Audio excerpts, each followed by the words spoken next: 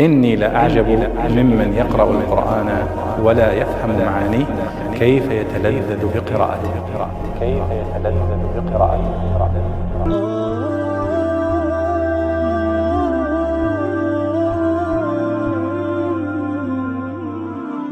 ہمارا آج کا جو ٹاپک ہے وہ ہے صیانت القرآن کریم. اگر آپ انگریزی میں لفظ اس کا دے دیں تو آپ کہیں گے پریزرویشن. اس کو کیسے پریزرو کیا جاتا تھا، وحی جب آتی تھی تو اس کو کیسے پریزرو کیا جاتا تھا. تو دو طرح سے وحی کو پریزرو کیا جاتا تھا. ایک حفظ کرنے کے ذریعہ سے، عہد رسالت میں بات ہو رہی ہے. عہد رسالت میں قرآن کریم جو ہے وہ ایک تو حفظ سے اس کو پریزرو کیا جاتا تھا، اس کی صیانت ہوتی تھی، اور دوسرا کتابت کے ذریعہ سے، اور تیسرا تعلیم کے ذریعہ سے. تعلیم بھی تحفیظ میں ہی آئے گی، لیکن اس سے پہلے کہ ہم آگے بڑھیں ایک نقطہ آپ ذہن میں رکھیے. یہ نقطہ پوری تفصیل کے ساتھ ڈاکٹر فارق نے اپنی کتاب کلیکشن اینڈ کمپائلیشن آف قرآن میں لکھی ہے. اس میں انہوں نے ایک نقطہ لکھا ہے عربوں سے متعلق کہ جس وقت قرآن مجید نازل ہوا اس وقت بھی اور اس سے پہلے بھی عربوں میں ایک ملکہ بڑا خاص تھا اور بہت مشہور تھا، بڑا زبردست مشہور تھا. اور یہ ملکہ جو ہے ان کا وہ تھا یاداشت کا. میں نے اپنی کتاب اصول تفسیر میں اس کو پڑھنے کے بعد جو 2 پوائنٹ میں نے اس میں داخل کیے ہیں. ایک یہ کہ من اشہر عادات العرب و ابرزها حفاظت الوقایا والاحداث والانصاب والقصائد والوثائق الاخرى بحفظها شفویہ. یعنی عربوں میں ایک چیز بڑی مروج بھی تھی، بڑی مشہور بھی تھی، اور قابل اعتبار اور قابل بھروسہ ایک عادت تھی ان کے اندر کہ وہ اپنے وقایا اور احداث، یعنی جو ہیپننگس ہوتی تھیں اور جو واقعات رونما ہوتے تھے ان کو وہ یاد کر کے رکھتے تھے. تو عربوں میں یہ ایک بہت بڑی کوالٹی تھی کہ وہ چیزوں کو، وقایا کو یاد رکھتے تھے. اور ساری دنیا میں عام طور پہ، لیکن خاص طور پہ رسول اللہ صلی اللہ علیہ وسلم کے عہد مبارک میں یہ، اور پھر عربوں کے اندر یہ خاص طور پہ تھی کہ وہ وقایا اور احداث کو زبانی یاد رکھتے تھے.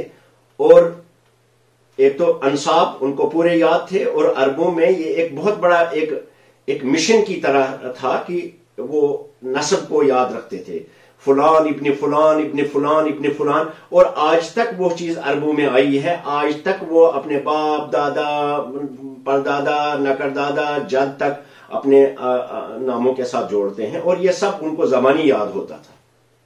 یہ عربوں کے اندر زبردست قوت تھی حفظ کی. وہ اتنا لکھنے پر بھروسہ نہیں کرتے تھے جتنا وہ حفظ پر بھروسہ کرتے تھے. اس لیے ڈاکٹر فارق جو ہیں وہ کہتے ہیں کہ 2 چیزیں وہ اپنے وثائق اور اپنے چیزوں کو لکھنے کے لیے، ان کو پریزرو کرنے کے لیے، ان کی صیانت کے لیے 2 چیزوں کا استعمال کرتے تھے. ان العرب كانوا يستخدمون وسیلتين اثنتين. 2 ذریعوں سے وہ پریزرو کرتے تھے اپنے ڈاکومنٹس کو. لحفظ الاشیاء وہی التحفیظ والکتابہ. ایک سورس تھا چیزوں کو محفوظ کرنے کا، زبانی یاد کرنا، اور دوسرا تھا اول کتابہ، یعنی کتابت کے ذریعہ سے لکھ کر بھی وہ اس کو پریزرو کرتے تھے. اب قرآن کریم کو آپ دیکھ لیجئے. قرآن کریم نے بھی اس بات پر زور دیا کہ چیزوں کو یاد کیا جائے. مثال کے طور پہ حضرت ابن عباس رضی اللہ تعالیٰ عنہ کی روایت ہے کہ رسول اللہ صلی اللہ علیہ وسلم کو زبردست فکر دامنگیر ہوتی تھی. یہ قرآن مجید جب نازل ہوتا تھا تو زبردست فکر دامنگیر ہوتی تھی کہ یہ کہیں ضائع نہ ہو جائے، سارے کا سارا پریزرو ہو جائے، سارے کا سارا محفوظ ہو جائے.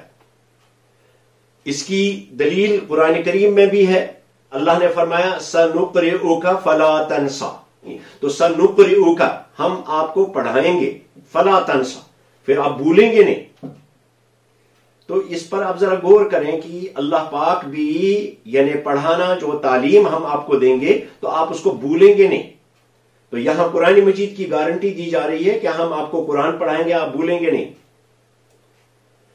اسی طرح سے انہی کی ایک روایت اور بھی ہے کہ کلما یأتیہ جبریل بالوحی، جب بھی حضرت جبریل امین علیہ السلام وحی لے کر آتے تھے اور آپ پڑھتے تھے اس کو، جلدی جلدی پڑھتے تھے، فَيَتَعَجَّلُ وَيُبَادِرُ بِأَخْذِهِ، آپ صلی اللہ علیہ وسلم اس کو جلدی جلدی پڑھتے تھے اور بہت تیز تیز چلتے تھے تاکہ کہیں ایسا نہ ہو کہ کوئی چیز رہ جائے۔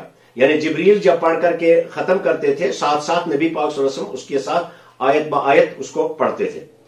تو آپ کو یہ حکم ملا کہ کہیں کسی وقت ہو سکتا ہے حضور صلی اللہ علیہ وسلم نے پڑھنے میں کہ کہیں اس کو ضائع نہ ہو جائے، اور ابن عباس نے لفظ دو لکھے ہیں کہ خشیت ان ینساہ او یتفلت منہ شیء، رسول اللہ صلی اللہ علیہ وسلم اس کو جلد جلد اس لیے پڑھتے تھے کہ کہیں بھول نہ جائے یا کوئی بھی بیچ میں کوئی چیز رہ نہ جائے۔ تو یہاں دوسرے نقطے کی طرف میں آپ کو اشارہ کرنا چاہتا ہوں کہ رسول اللہ صلی اللہ علیہ وسلم کتنے فکر مند تھے۔ یہ ایسا نہیں ہے کہ بس قرآن پاک آیا انہوں نے یاد رکھا، نہیں، اس کا بڑا اہتمام تھا، اور اہتمام میں رسول اللہ صلی اللہ علیہ وسلم پیش تھے کہ کہیں قرآن پاک کا کوئی لفظ یا کوئی حرف کہیں رہ نہ جائے، اس لیے پوری حفاظت کے ساتھ اس پر آپ توجہ دیتے تھے۔ اتنی توجہ کہ خدا کو خود فرمانا پڑا کہ سنقرئک فلا تنسا، ہم آپ کو پڑھائیں گے، آپ نہیں بھولیں گے۔ پھر اچھا، دوسرا پھر یہ کہ جیسے حضرت ابن عباس رضی اللہ تعالیٰ عنہ کا ارشاد ہے کہ نبی پاک صلی اللہ علیہ وسلم جلدی جلدی پڑھتے تھے، وَيُبَادِرُ، اور آگے نکلنے کی کوشش کرتے تھے کہ کہیں ایسا نہ ہو کہ کوئی چیز رہ جائے، جیسے حفظ کرنے والا عام طور پہ کرتا ہے، بار بار پڑھتا ہے، بار بار پڑھتا ہے۔ تو دو لفظ قابل غور ہیں کہ خشیت ان ینساہ او یتفلت منہ شیء، ایک تو یہ کہ رسول اللہ صلی اللہ علیہ وسلم خود فکر مند تھے، پھر یہ فکر مندی اس کو پرزرو کرنے کی چھوٹے نقطے ہیں گے، لیکن بہت بڑے یعنی اورینٹلسٹ کو ایک بہت بڑا جواب ہے، اس میں چھوٹی باتیں ہیں لیکن بہت بڑے مسائل حل کرتے ہیں۔ دو لفظ ہیں خشیت ان ینساہ کہ کہیں آپ اس کو بھولیں نہیں، او یتفلت منہ شیء، یا کوئی چیز رہ نہ جائے۔ تو اس طرح سے پھر اللہ نے دوسری بار اس کی گارنٹی دے دی کہ لا تحرک به لسانک لتعجل به، اپنی زبان مقدس کو یا رسول اللہ صلی اللہ علیہ وسلم آپ جلدی جلدی نہ گھمائیے، لتعجل به کہ آپ جلدی کریں، ان علینا جمعہ، ہمارے اوپر ہے اس قرآن پاک کا جمع کرنا، وقرآن، اور اس کا پڑھانا، یہ ہمارے ذمہ۔ فَإِذَا قَرَأْنَاهُ، پھر جب ہم اس کو پڑھ چکے، یعنی جبریل جب پڑھ چکے، فَاتَّبِعْ قُرْآنَهُ، تو پھر اس کے پیچھے پیچھے آپ اس کے پڑھنے کو پڑھ۔ ثُمَّ إِنَّ عَلَيْنَا بَيَانَهُ، پھر ہم ہی اس کی گارنٹی بھی لیتے ہیں کہ اس کو کس طرح سے ہم اس کی تشریح اور اس کی تعبیر وہ کس طرح سے باقی رکھیں۔ تو یہاں سے پتہ لگتا ہے کہ ایک تو خدا کا رسول اور پھر خدائیت، خود قرآن بھیجنے والا، دونوں فکر مند اس بات کے کہ کہیں قرآن پاک کوئی چیز ضائع نہ ہو۔ تو اللہ نے گارنٹی دی، اللہ کو تو ظاہر بات ہے فکر نہیں، بلکہ انہوں نے، اللہ پاک نے رسول اللہ صلی اللہ علیہ وسلم کی فکر کو بانپ لیا اور گارنٹی دے دی کہ انا نحن نزلنا الذکر وانا لہ لحافظون، آپ کو گھبرانے کی کوئی ضرورت نہیں ہے، انشاءاللہ ہم اس قرآن پاک کو خود ہی پریزرو کریں گے اور اس کی حفاظت کریں گے۔ تو اللہ پاک نے جناب رسول کریم صلی اللہ علیہ وسلم کو یہ حکم صادر فرما کر گویا گارنٹی دے دی کہ قرآن پاک سارے کا سارا محفوظ رہے گا۔ اچھا، ایک تو خود رسول اللہ صلی اللہ علیہ وسلم کی فکر مندی، پھر اللہ کی اس کا اہتمام کرنے کو دیکھیے کہ ہر سال نبی پاک صلی اللہ علیہ وسلم کے پاس جبریل رمضان میں ہر رات آتے اور قرآن پاک کی تعلیم کرتے۔ اخرج بخاری میں یہ روایت موجود ہے، ظاہر بات ہے اس پر تو کوئی کمنٹ کرنے کی ضرورت نہیں ہے، اور صاف گارنٹی ہے اس بات کی کہ قرآن پاک پریزرو ہو جائے گا۔ حضرت ابن عباس رضی اللہ تعالیٰ عنہ کی روایت ہے اور بخاری شریف میں یہ حدیث موجود ہے کہ نبی پاک صلی اللہ علیہ وسلم کان جبریل یلقاہ فی کل لیلۃ فی شہر رمضان، یہ رمضان کے بخاری شریف کی روایت ہے کہ رمضان میں ہر رات جبریل رسول اللہ صلی اللہ علیہ وسلم کو ملنے آتے، یعرض علیہ رسول اللہ القرآن، رسول اللہ صلی اللہ علیہ وسلم اس کے سامنے قرآن پیش کرتے جو حفظ تھا. وعندما دنا اجل النبی صلی اللہ علیہ وسلم، اور جس سال جب رسول اللہ صلی اللہ علیہ وسلم کا اس دنیا سے رخصت ہونا قریب وقت آیا، تو عارضہ جبریل بالقرآن مرتین، اس سال قرآن مجید نبی پاک صلی اللہ علیہ وسلم کو 2 بار سنایا گیا. تو گویا ایک رسول اللہ صلی اللہ علیہ وسلم کا فکر مند رہنا، ایک تو یہ ہے کہ ایک بات ہو گئی تو ہو گئی، رہے تو رہے، نہ رہے تو نہ رہے. دوسرا یہ کہ نبی کی فکر مندی، اور پھر اللہ پاک کی چارہ جوئی اس کے لیے. اب دیکھیں کہ جبریل کا بھیجنا، رسول اللہ صلی اللہ علیہ وسلم کو قرآن سننا، اور ہر سال رمضان میں، ہر سال گویا قرآن نازل ہونے کے بعد 23 سال تک نبی پاک صلی اللہ علیہ وسلم کو قرآن پاک کی ہر رمضان میں اس کی تعلیم ہوا کرتی تھی. تو یہ بات یقین کرنا کسی بھی انسان کے لیے مشکل نہیں ہے کہ جب آج ایک عام معمولی انسان، ایک بچہ جو ہمارے جیسے ماحول سے اٹھ کر کے قرآن پاک کو 2-3 سال میں حفظ کر سکتا ہے، تو جہاں پورے اہتمام کے ساتھ جبریل ہر سال آپ کو قرآن سنانے آئے اور اس کے گردان ہو جائیں، تو پھر بھولنے کی بات ہی نہیں ہے. اس کا مطلب یہ ہے کہ رسول اللہ صلی اللہ علیہ وسلم فکر مند، اللہ تعالیٰ چارجوئی اس کی کر رہا ہے. پھر ایک روایت اور ہے، وہ بھی بخاری شریف میں ہے، وہ بھی اس چیز کی گارنٹی دیتا ہے کہ قرآن مجید سارے کا سارا من و ان، اس کے حرکات و سکنات کو لے کر کے اللہ کے حکم سے پریزرو کیا گیا. حضرت عائشہ صدیقہ رضی اللہ تعالی عنہ حضرت فاطمہ سے روایت کرتی ہیں، بنت رسول اللہ صلی اللہ علیہ وسلم، یعنی ایک صحابیہ دوسرے صحابیہ سے، امہات المومنین حضرت عائشہ حضرت فاطمہ سے روایت کرتی ہیں کہ حضرت فاطمہ نے فرمایا اسر الی النبی صلی اللہ علیہ وسلم، کہ نبی پاک صلی اللہ علیہ وسلم نے مجھے چپکے سے یہ بات بتا دی، ان جبریل یعارضنی بالقرآن کل سنہ، کہ جبریل مجھ پر قرآن ہر سال پیش کرتے ہیں، جتنا بھی آیا ہوتا تھا اس کو پیش کرتے ہیں ہر سال. بخاری کی روایت ہے یہ بھی، یعارضنی بالقرآن کل سنہ، کہ جبریل ہر سال میرے پاس آتے ہیں قرآن پاک کو لے کر کے سناتے ہیں. وَأَنَّهُ عَارَضَنِي الْعَامَ مَرَّتَيْن، تو اے فاطمہ اس سال حضرت جبریل میرے پاس 2 بار آئے، 2 مرتبہ اس سال آئے. وَلَا أَرَاهُ إِلَّا حَضَرَ أَجَلِي، مجھے ایسا لگتا ہے کہ شاید میرا وقت قریب آ گیا ہے. اسی لیے گویا خدا تعالیٰ کی فکر مندی دیکھیے کہ جس سال آپ کو یہاں سے رخصت ہونا، اس سال جبریل 2 بار آئے اور 2 بار تشریف لے. یعنی پورا یقین جب خدا کے رسول کو بھی، جبریل کو بھی، اور اس قرآن کو بھیجنے والے کو بھی یہ ہو گیا کہ قرآن سارے کا سارا پریزرو ہو گیا، تو اللہ پاک نے اس کی ذمہ داری خود اپنے پر لی، اور اتنی ذمہ داری کی لا یأتیہ الباطل من بین یدیہ ولا من خلفہ. اب کوئی غلط بات اس کے اندر اپنی طرف سے کوئی شخص نہ تو اس کو کسی جگہ پہ داخل کر سکتا ہے، نہ آگے سے نہ پیچھے سے، مراد ہے کہیں سے بھی نہیں. تو یہ تو خدا کی گارنٹی آ گئی. تو یہ سارا بیان پڑھنے کے بعد دماغ میں، ذہن میں اور قلب میں یہ بات بیٹھ جاتی ہے کہ قرآن مجید جتنا بھی نازل ہوا اور جو بھی قرآن ہے وہ سارے کا سارا رسول اللہ صلی اللہ علیہ وسلم کو حفظ تھا، اور صحابہ کو بھی آپ صلی اللہ علیہ وسلم حفظ کرایا کرتے تھے.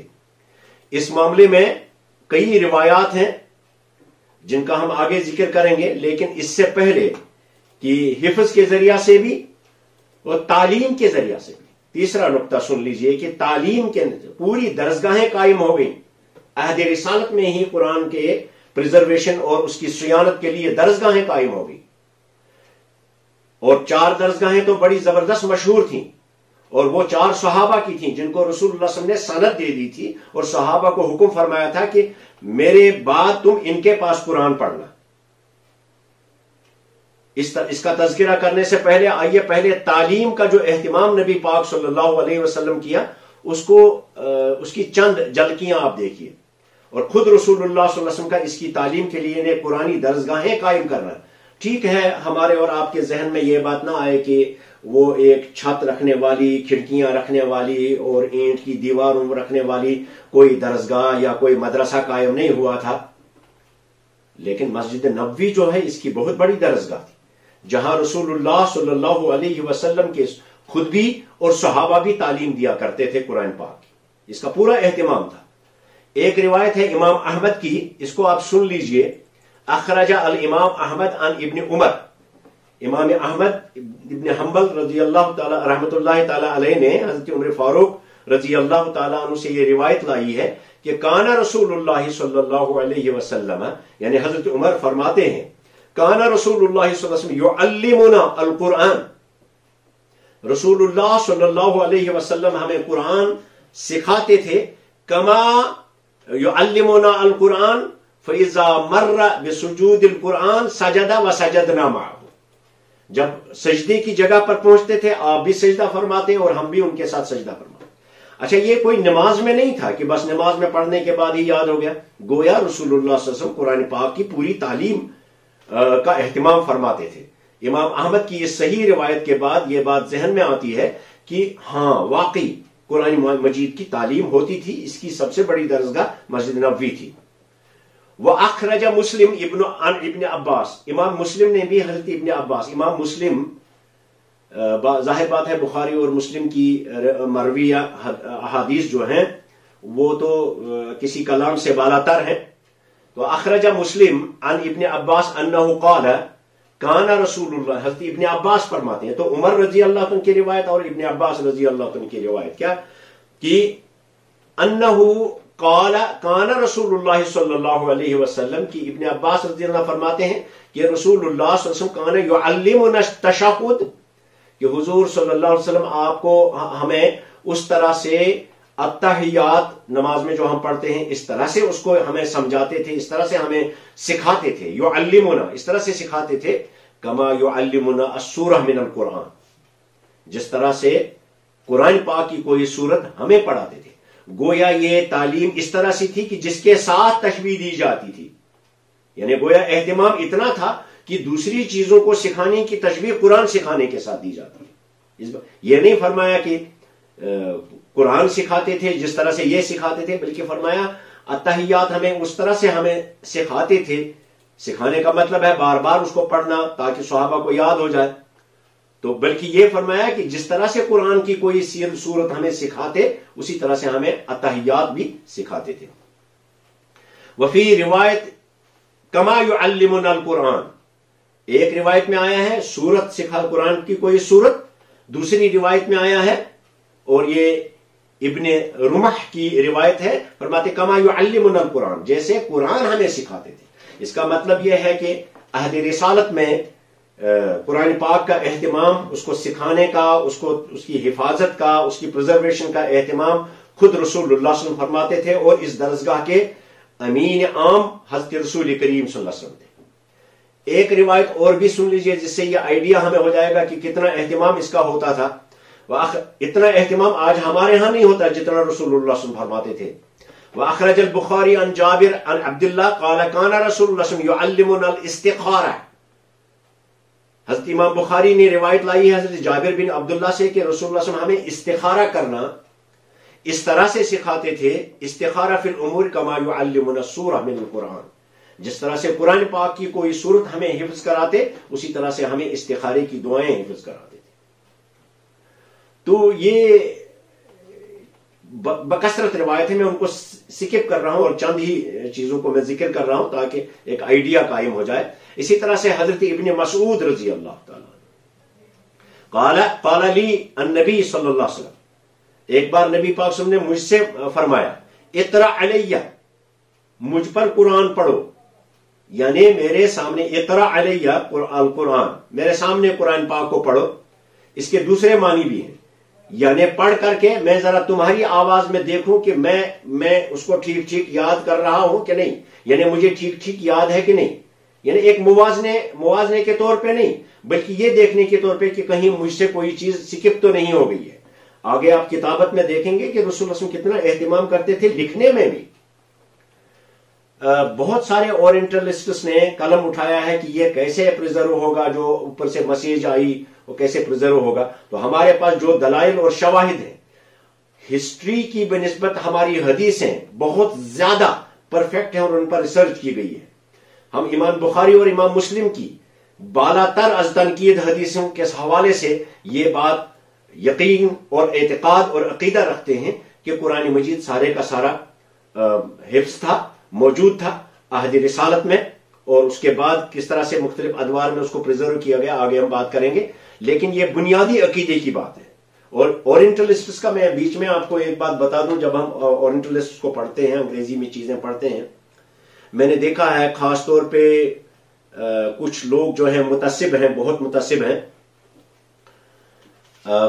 وہ تشکیک کس طرح سے پیدا کرتے ہیں. مثلا میں نے سید جمال الدین افغانی رحمۃ اللہ علیہ پر یہ ریسرچ کی ہے. ان کا ایک بایوگرافر ہے، اس کا نام ہے نکی آرکیڈی. نکی آرکیڈی ان کی سیرت لکھ رہا ہے، لیکن دیکھیے کس طرح سے وہ تشکیک پیدا کرتے ہیں ان کے لکھنے کا. اور آپ سارے ریسرچرز ہیں الحمدللہ، ان چیزوں کو آپ دیکھ لیا کریں. جب انگریز کوئی تشکیک پیدا کرتا ہے تو جس چیز کی بنیاد ہی نہیں ہے اس کو وہ کیسے بتائے؟ یوں بتاتا ہے کہ ہر یہ چیز جو ہے ان کے بارے میں کہی جاتی ہے لیکن ثابت نہیں ہے. یعنی ایک طرف سے اپنی سچائی دوسروں پر ظاہر کرتا ہے اور دوسری طرف سے شک پیدا کرتا ہے.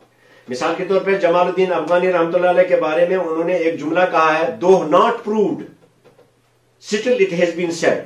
یا "It has been said but not proved." اب اس چیز کی اس سے پہلے دوسری کتابوں میں کہیں اشارہ بھی نہیں ملتا. میں وہ آپ کے ساتھ شیئر نہیں کرنا چاہتا ہوں کیا کہتے ہیں. بہت ہی گندا الزام لگاتے ہیں ان پر اور پھر کہتے ہیں کہ "Though it has not been proved, still it has been said." یہ ان کے کہنے کا انداز ہے. قرآن پاک پر بھی جہاں وہ بات کرتے ہیں اسی طرح کی تشکیک پیدا کرتے ہیں. اور یہ مناسب جگہ ہے کہ جہاں میں آپ کو اس کا اشارہ دیتا ہوں.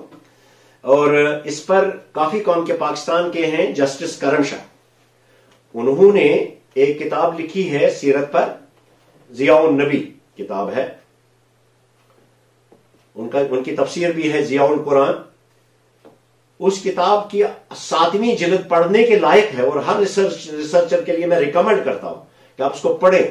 اس کتاب میں آخری جلد جو ہے اورینٹلسٹس نے کس طرح سے شخصیت رسول اور ذات رسول پر کس طرح سے تشکیکیں پیدا کی ہیں، قرآن پر کیسے تشکیک پیدا کی ہے، ان کا کس طرح سے سازشیں ہوئی ہیں کہ ہمارے عقیدوں کو متزلزل کرتے ہیں. اس کتاب کو آپ کو پڑھنا چاہیے. اس کا آخری جلد ضیاء النبی سیرت کی اردو میں لکھی ہوئی کتاب ہے جسٹس کرم شاہ نے. تو علمی طور پہ آپ اس کتاب کو دیکھیں، اس کے آخری جلد کو. آپ کو ان کے دوسری چیزوں میں اگر کہیں اختلاف بھی ہو جائے، لیکن اس ریسرچ میں جو 7ویں جلد ہے میرے ذہن کے دریچے کھول دیے جب میں نے اس سیرت کے آخری جلد کو پڑھا تھا. میں ریکمینڈ کرتا ہوں آپ کے لیے کہ ایک بار آپ اس کو دیکھ لیجئے، ایک مطالعہ. آپ کو اندازہ ہوگا کہ ہمارے خلاف کس طرح کے تانے بانے بنے جاتے ہیں تاکہ ہمارے عقائد کو کمزور کیا جائے. تو حضرت ابن مسعود رضی اللہ عنہ فرماتے ہیں، فرمایا اقرأ علیہ، نبی پاک صلی اللہ علیہ وسلم نے فرمایا مجھے قرآن میرے سامنے پڑھو. کیوں پڑھنے کے لیے کہ اس میں 2 ہی مقصد ہو سکتے ہیں. ایک یہ کہ میں سنوں ذرا آپ کو ٹھیک ٹھیک یاد ہے، دوسرا یہ کہ میں اس کو کوئنسائڈ کروں اپنے ساتھ کہ مجھے ٹھیک ٹھیک یاد ہے.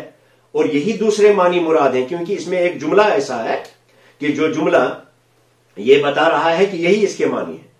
تو انہوں نے جواب دیا قلت، حضرت ابن مسعود فرماتے ہیں میں نے عرض کیا اقرأ علیک وعلیک انزل، میں آپ کے سامنے قرآن پڑھوں تاکہ آپ کمپیئر کریں اس کے ساتھ اپنا پڑھو جبکہ نازل آپ ہی پر ہوا. قال فإني أحب أن أسمع من غيري، تو نبی پاک صلی اللہ علیہ وسلم نے فرمایا مجھے یہ بات زیادہ پسند ہے کہ میں قرآن کریم کو اپنے دوسرے کسی سے سن لوں، خود سے نہیں. یہ بھی بخاری کی روایت ہے. اب یہاں سے آپ کو یہ اندازہ ہوگا کہ رسول اللہ صلی اللہ علیہ وسلم ساری زندگی جس چیز کی سب سے زیادہ فکر تھی وہ یہ تھی، سب سے پہلی اور اولین فکر جو تھی وہ یہ کہ جزیرہ عرب سے شرک ختم ہو جائے.